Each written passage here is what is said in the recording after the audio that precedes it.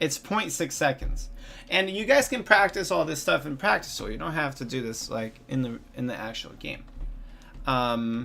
As far as dealing with enemy invades, you just have to get proficient at guessing where the enemy jungler will invade you and where they have invaded you, and work with stealing their jungle if you need to farm. Now, alternatively, there's a couple of things. Evelynn can either farm so fast that they can't gank her, or she can do her own gank. So while the enemy jungler is invading you, you might just have a gank in mid lane, for example. And then great, they get your blue buff. You get their mid laner. Much better trade. It all depends on how the game is unfolding. You do want to put down early wards to see where the enemy jungler is walking around.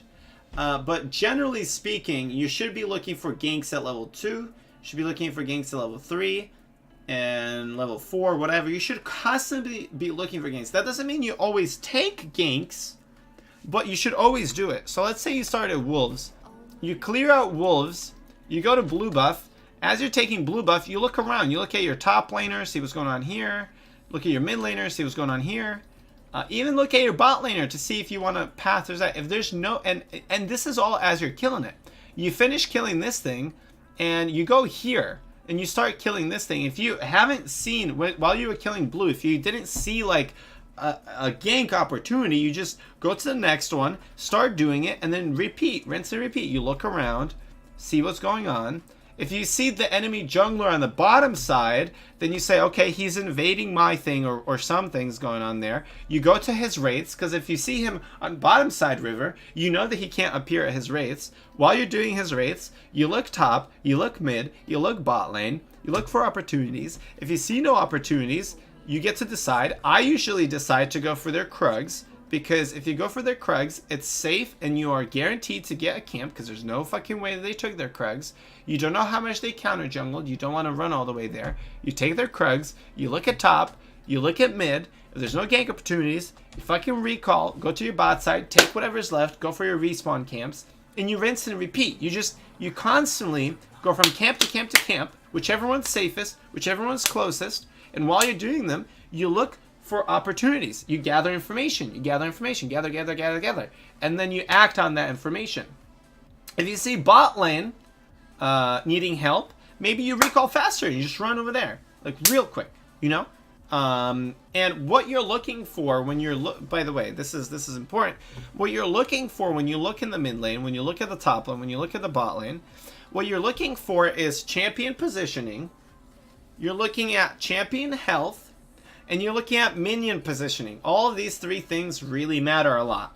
If the enemy champion is under their tower, this is poor positioning for you. It's hard to dive people.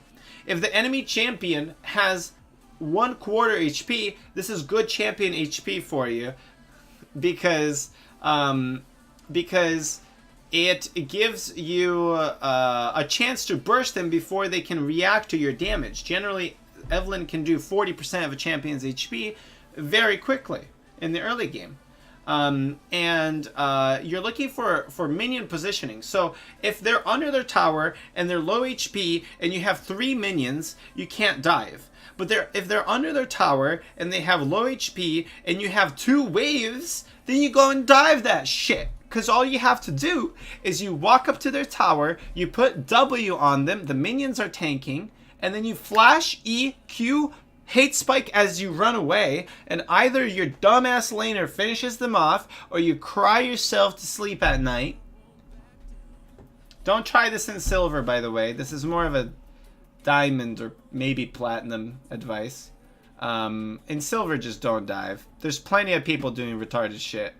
Sorry, I should say stupid shit. There's plenty of people saying stupid shit that you can take advantage of. You don't have to be diving, because your laner won't dive with you. And that's what you're looking for. And all three of those things are very, very, very, very, very important, because you want it. Sometimes, you know, both champions will be full HP, but and they will be fairly safe, but the enemy will have 3 more minions than your guy. Well, you better believe it that those 3 minions are going to make it so that that enemy champion pushes under your tower in about 30 or 40 seconds. And now they're positioning, so in the future, their positioning will be bad. So maybe you want to go there right now and prepare for their positioning to be bad and then gank them. Don't waste too much time standing there. You really want to get there when it happens, but you can predict stuff like this by looking at the wave.